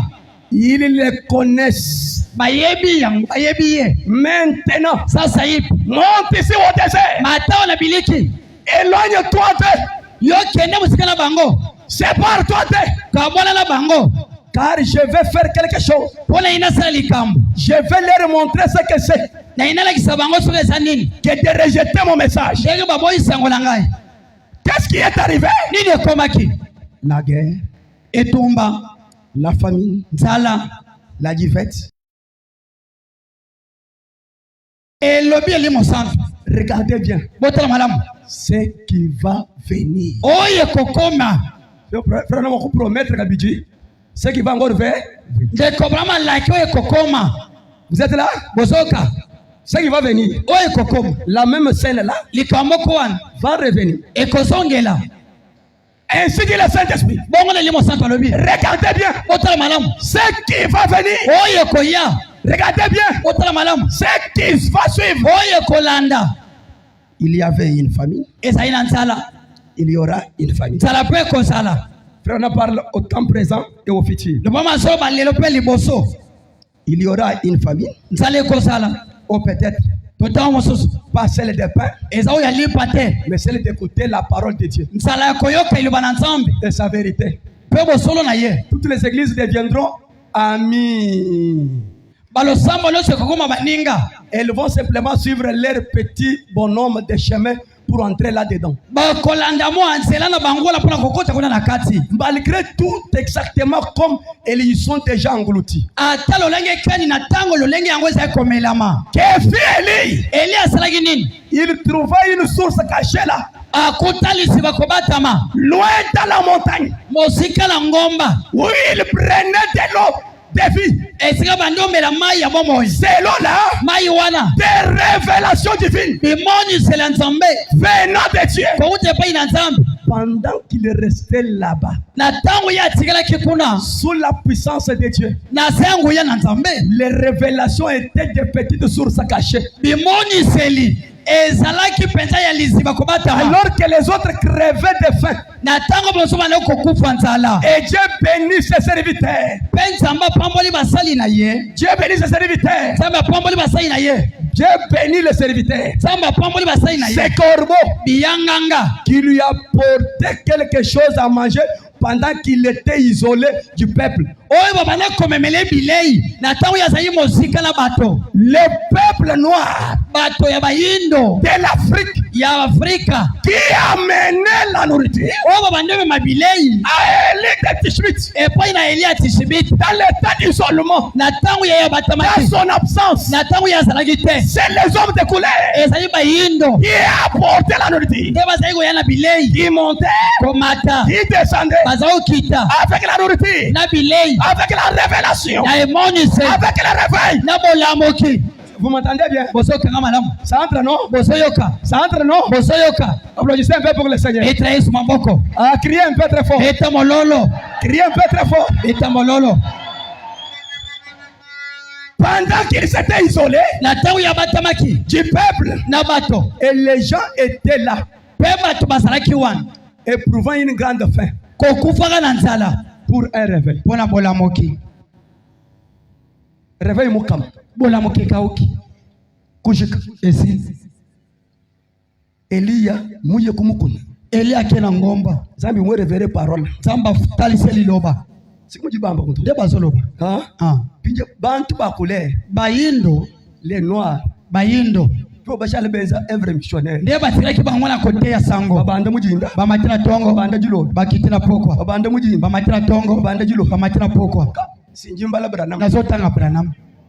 Simbranham. Eza Branham. Alléluia. Amen. Et écoutez, Yoka. il y avait tout. On n'entend plus parler de ses réveils. Il y est déjà parti. Neville est parti. Koulouman est parti. Barout est parti. Alléluia. Amen. Kulajito. Kulala te. We mumanya chintu echi. Soko tangi makamboyo. Dudu manya chichi. Okomiyeba oyozali. Alléluia. Amen. On n'entend plus parler de ce réveil. Où est ce vieux-là détraqué? Qui va partout attaquer violemment nos organisations. Où se trouve-t-il maintenant? Il n'en savait rien.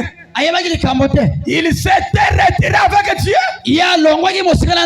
dans un endroit isolé où il n'entendait plus sa voix. Il commençait à s'en rendre compte. Quand Dieu envoie un message et parle aux gens et que ceux-ci ne reçoivent pas, alors il retire son serviteur et envoie ses flots. La famine et la mort, tant spirituel et physique. Attendez-vous à une crise. Mon frère, vous croyez avoir déjà vu quelque chose? Attendez jusqu'à quelque temps. Vous n'avez pas encore rien vu. Vous croyez que vous mourrez d'envie d'avoir un bon réveil? D'envie d'avoir un bon réveil spirituel. Attendez un instant. Attendez seulement. Vous désirerez largement entendre la parole de Dieu. C'est ce que dit la Bible. Il y aura une famine dans les derniers jours. A dit le prophète. Pas seulement une famine de pain, ni une soif d'eau, mais d'attendre la vraie parole de Dieu. Mais cette voix-là sera cachée quelque part dans le désert. Et ne se fera plus entendre. Dieu, il donna l'ordre au corbeau. Il se retire. Dieu va encore donner l'ordre au corbeau. Aux serviteurs. Les gens dorment. Alléluia. Amen. Nous sommes dans les temps de l'île. La famine partout. Le réveil terminé. Neville parti. Koulouman parti. Votre papa Barout parti. Où est le Dieu de Barout? Où est le Dieu de Barout? La famine. Mais Dieu va cacher cette voix-là des réveils dans le désert. Il ordonna aux serviteurs, les corbeaux qui avaient gardé la voix d'Élie, et les oiseaux là, les serviteurs qui avaient gardé la voix d'Élie, vivante pendant le temps de son isolement. Élie n'est plus, c'est-à-dire les réveils. Ce sont les gens de l'Afrique, les Noirs, qui vont garder la voix d'Élie. C'est pas frère l'Afrique amènera le réveil en Amérique. Pourquoi? Parce que la voix devrait être gardée en Afrique. Maintenant, en Afrique où? Wapi? L'Afrique où? Parce que ça a toujours commencé quelque part. Où est-ce qu'on a gardé la voix du réveil? L'Afrique est très importante dans les prophéties. L'Afrique a aidé beaucoup Jésus. Vous savez ça? Quand on voulait tuer Jésus, on a fui avec lui en Afrique. L'Afrique accueille. Ils sont les accueillants. Ils ont gardé 2 ans. Il a gardé ça. Après, il est parti. Il a fait un travail sans paiement.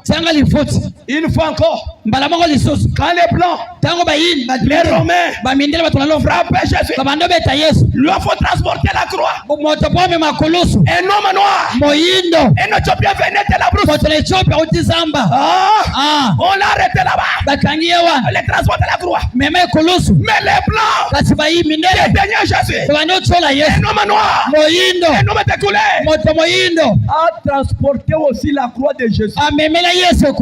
Dieu a inséré l'homme noir dans la rédemption. Est-ce que vous êtes avec moi? Parce que la croix, c'était Jésus qui devrait transporter ça. Mais l'homme noir est venu aussi s'insérer là-bas. Un homme d'Éthiopie, l'homme de couleur, il a transporté aussi sans paiement. Même Jésus ne lui a jamais dit merci. Mais un jour, dans la ligne de la prière, il y avait une femme qui était venue devant frère Branham. Branham dit, oui, la sœur qui est là-bas, qui est une femme de couleur. Je sais, ton frère de couleur avait transporté Jésus. C'était Jésus la croix. Mais Jésus, il n'avait pas payé. Maintenant, le Dieu de la commission, qu'il vous paie. Parce que tu avais été Jésus. Laisse-moi te dire. Mabenesha angambo wetu aja tulonde tinyi tetu mapinjeo. Mapamboli ya koko na biso ezola na biso tisikoyo. Mabenesha a Ethiopia wala tulonda kasha bietu. Mapamboli ya moto mwindu ya Ethiopia ezola na biso. C'est matin. Atonga lelo. Quel que soit ton problème. Atali kamozana ngo. Votre grand-père. Kokololo na yo. L'homme de couleur. Moto mwindu. Avec Jésus. Asunga ki Yesu. Recevez la chose. Au nom de Jésus. Na komba Yesu. Pour terminer, pour la aussi, il y a réveil à Oudjou Mabakaï. Pour la mécanique, les escaliers.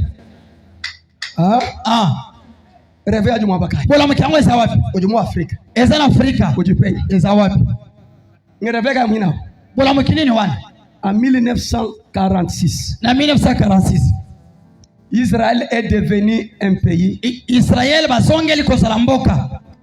Son drapeau est monté encore. Bendele na ye bandiko prépare sous. Les 7. Mokolona Sambo. Même 1946. Il y a 100 ans, l'ange descend là où il y avait frère Branham. Branham. Les regrafes. Prends le réveil. Marcher le monde entier. C'est-à-dire le réveil orienté vers l'œuvre mission.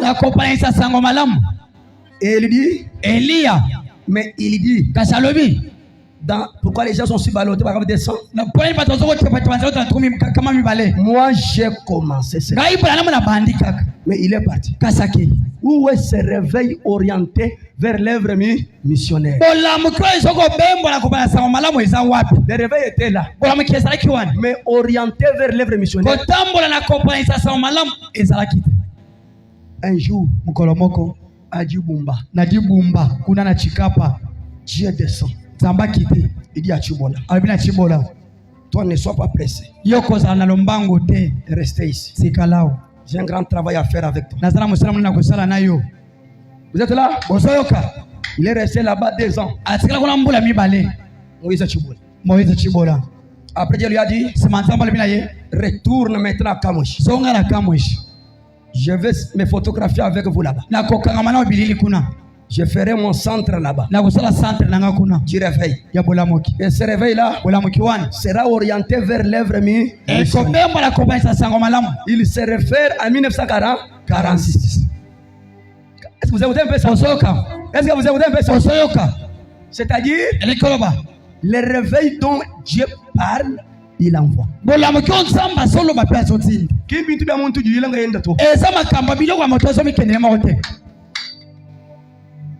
Et va prêcher le Saint-Esprit 5 ans.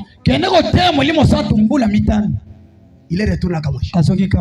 Il a commencé, il a fait 5 ans prêchant le Saint-Esprit. Vous êtes avec moi? Vous êtes avec moi? En prêchant là, tu as commencé à ajouter d'autres choses. Il a commencé à parler. Il commence à envoyer les serviteurs. Je t'avais dit, se réveille orienté vers l'œuvre.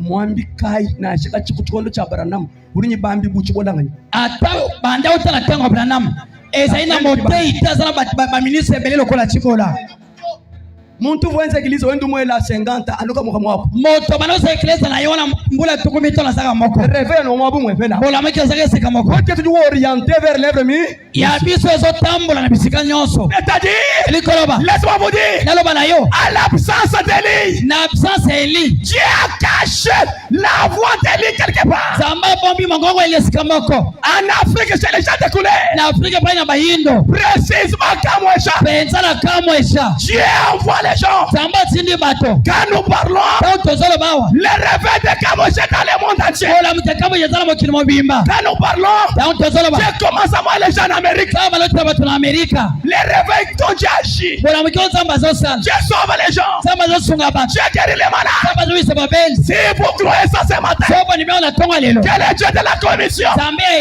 vous donnez tout ce dont vous avez besoin je vous dis vrai croyez c'est la vérité dans cet âge Branham a commencé il est parti pour achever il faut Chibola ce n'est pas où tu es messager il est faisait 4 mais Dieu lui a donné le travail Dieu est orienté vers l'œuvre missionnaire pour ce matin que Dieu vous bénisse que Dieu vous accompagne tenez-vous debout si tu es malade sautez je suis guéri je suis guéri si tu n'as pas de travail donne-moi le travail j'ai le travail demande les enfants au nom de Jésus applaudissez très fort criez très fort criez très fort prions le Seigneur prions le Seigneur les grands jours s'est levé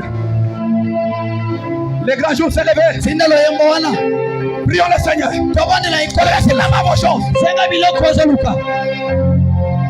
réclame la chose j'ai répété ta parole j'ai répété la parole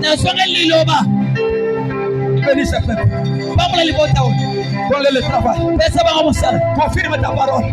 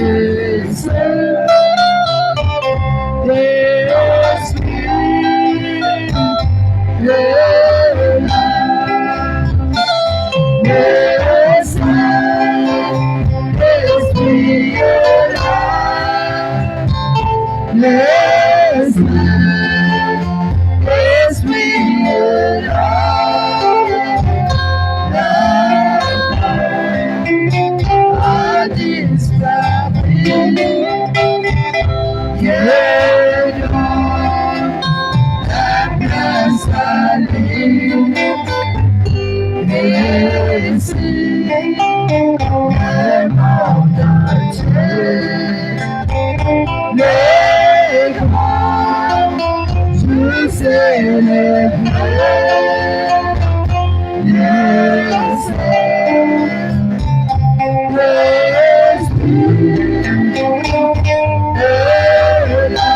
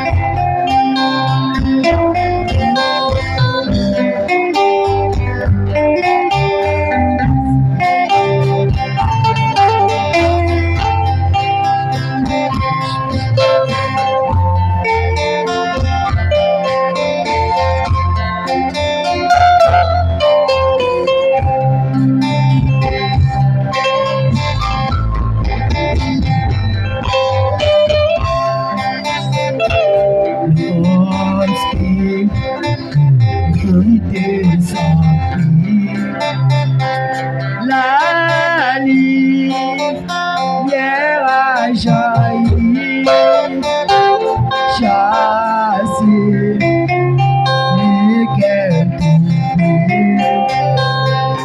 tout est rédigé, car Christ répand l'esprit des femmes, des saints, l'esprit des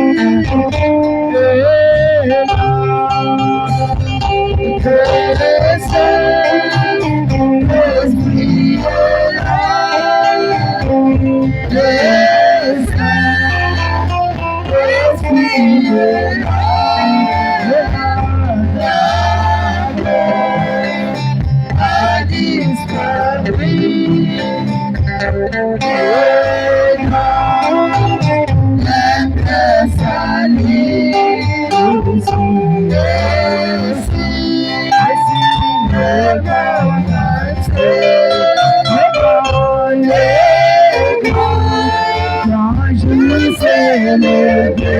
saints, l'esprit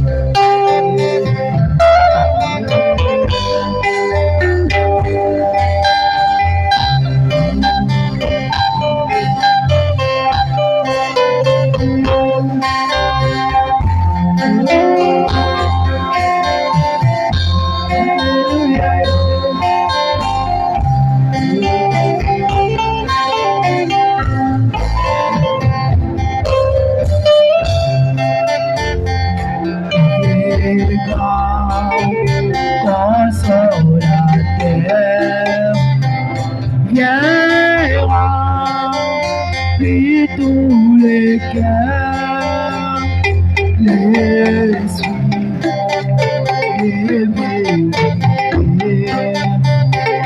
nommés à liberté, ouais, les cousins, la guérison, les sœurs, l'esprit est là, les sœurs, l'esprit est là, les sœurs, l'esprit est là.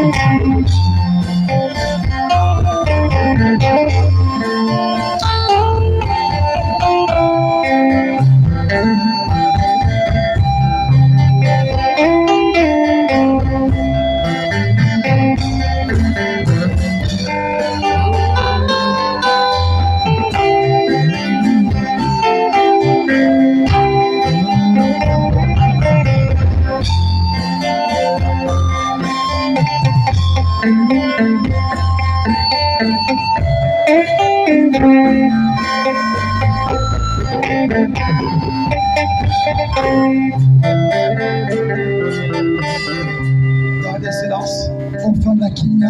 Soyez tous debout. Frère Lumière, montez ici. Il y a encore un papa qu'on a baptisé hier. Si vous êtes là, montez ici. Je vais prouver le Dieu que j'ai prêché. Le papa qu'on a baptisé hier.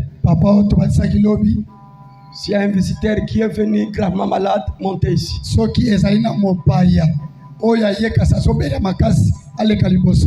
Je vais prouver le Dieu de Moïse Chibola. C'est le même Dieu de Baruti. C'est le même Dieu de Kulman. C'est le Dieu de Branham. S'il y a un visiteur qui est venu malade, venez ici, je vais prouver ce Dieu. Tirez bango une photo. Pour prouver que cette parole est la vérité. Je sais que vous souffrez. Notre papa, des fois, tombe pendant la nuit sous forme d'épilepsie. Ça fait beaucoup de années. Aujourd'hui, je vais prouver le Dieu qui m'a commissionné. Mon frère qui est à côté aussi, il est souffrant de temps en temps. Je vais prouver le Dieu de Branham. Ce que j'ai dit est la vérité. Que le réveil est réel. Maman, soyez ici. N'aie pas honte. Le Dieu de Branham va te guérir maintenant. Quelles que soient les années, Dieu est capable. Mais la seule chose, donnez-lui ta vie. Abandonnez le monde. Croyez-lui. Parce qu'aujourd'hui, c'est terminé. Oui, je crois. Notre maman est déjà même guérie, mais elle est venue. Moi, j'ai vu l'ange qui m'a dit la chose est déjà partie. C'est qu'il reste seulement la plaie. Je vous dis vrai. Comme tu es venu, soyez là. Je peux faire quelque chose pour toi. Appelez notre papa comme il est venu. Tu es déjà là. Nous allons prier ensemble. Prenez-les une pause. J'attends vos témoignages. Mais donnez seulement à Dieu vos cœurs. Nous, on ne demande pas de l'argent. Pas besoin de connaître les témoins qui vous envoient. C'est que moi je sais. J'avais premier réveil. Allez par tout le monde. Prêchez la parole. Et voici les signes qui accompagneront ceux qui vont cru. À mon nom, ils chasseront les démons. Ils chasseront les démons. Ils imposeront les mains malades. Les bras seront guéris. Alléluia. Amen. Dieu promettait un réveil. Et il prouve que c'est la vérité. Prions tous. Réclamons la victoire. Nous avons l'autorité. Prions tous. Réclamons la guérison. La délivrance totale. Quelle que soit la durée.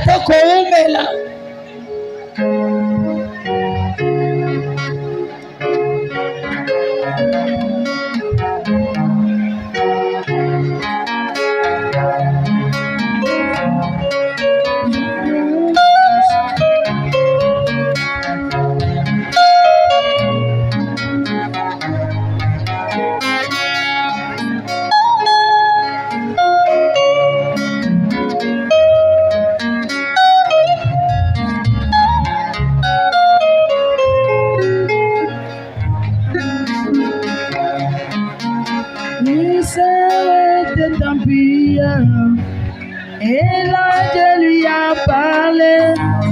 Quand tu seras à la réunion, on te donnera la carte numéro 3. Arrivé à la réunion, au lieu du numéro 3, on lui donne la carte 28.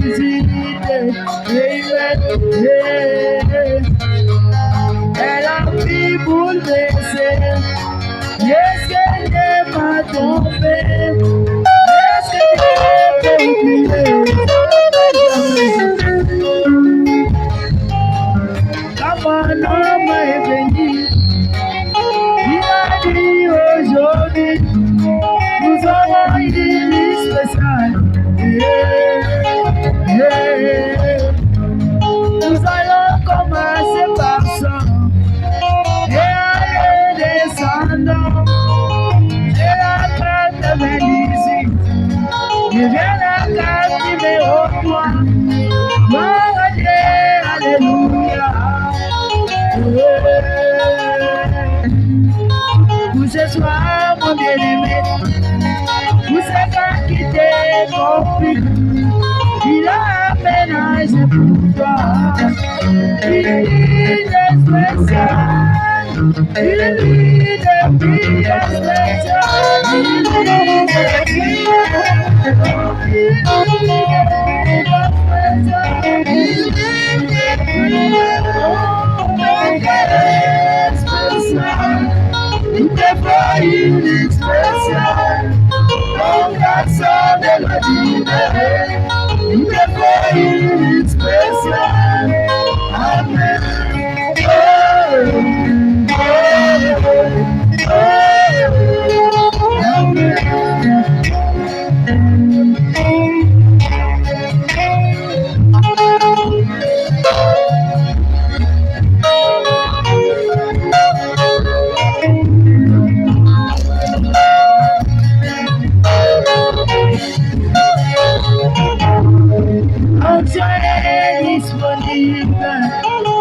Forcément la foi, mais il est disponible. Il est forcément la foi, tout est possible pour toi. Il est forcément la foi, la guérison est disponible. Il est forcément la foi, la solution est disponible. Il est forcément la foi.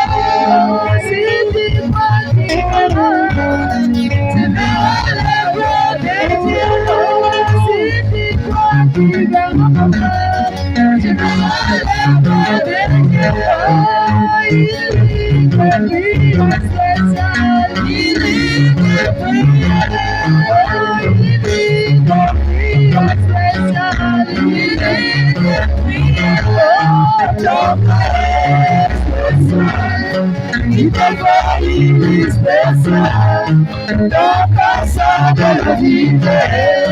Il te faut une spéciale. Amen.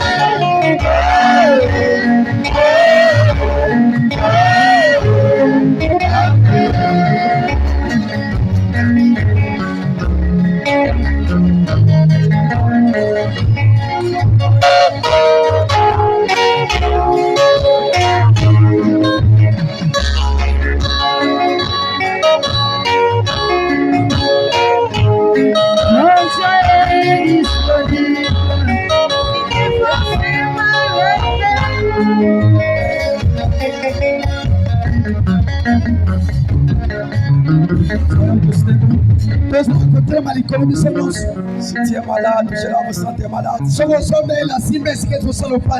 Croyez seulement que tu es devant les yeux du Seigneur.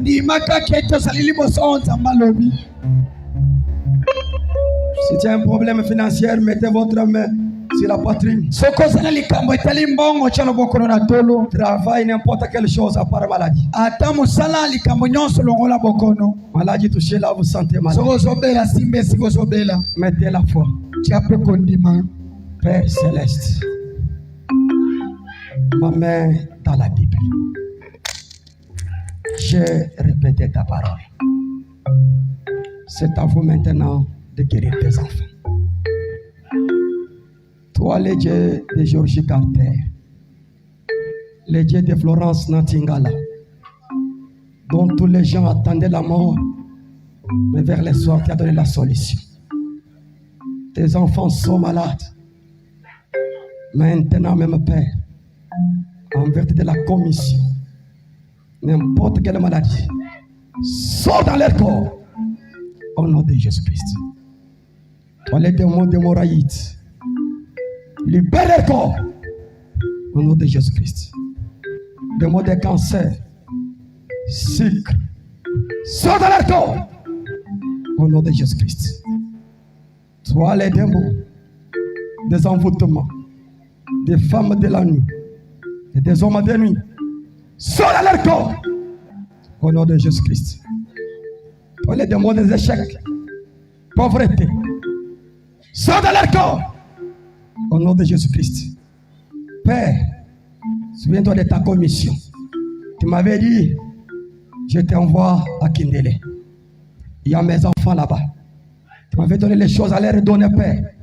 Ils sont là, Seigneur. S'ils avaient un péché, pardonne-lui, Seigneur. Pardonne tes enfants. Bénis-les, Seigneur. Nous voulons que 2026 soit une année de bénédiction matérielle et spirituelle, Père. Que les gens puissent avoir des parcelles, des véhicules, des magasins, Père. Je les crois, des promotions.